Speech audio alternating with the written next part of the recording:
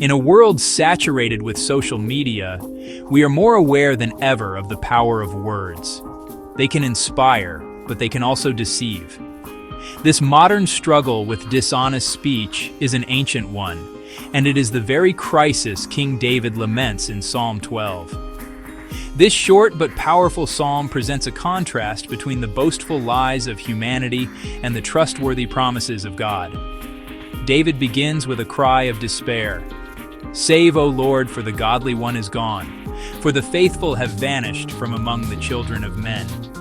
He feels surrounded by a culture of deceit where authenticity and righteousness have become scarce. The specific evil he highlights is not just casual lying, but a more calculated, malicious use of language. He describes people who utter lies to their neighbors. With flattering lips and a double heart they speak. Flattery, as defined in the psalm, is not a genuine compliment.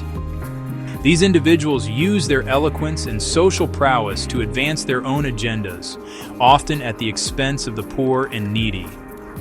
David vividly portrays them as prowling animals, ready to pounce on and exploit the vulnerable. It is a picture of a society where words are weapons and trust is a liability. David does not propose a human-led reform movement. Instead, he does the only thing he can. He cries out to God. He expresses his faith that the Lord will rise up against this epidemic of deceit. And in the heart of the psalm, we find God's response. "Because the poor are plundered, because the needy groan, I will now arise, says the Lord. I will place him in the safety for which he longs." God's words are presented in direct contrast to the empty chatter of the wicked.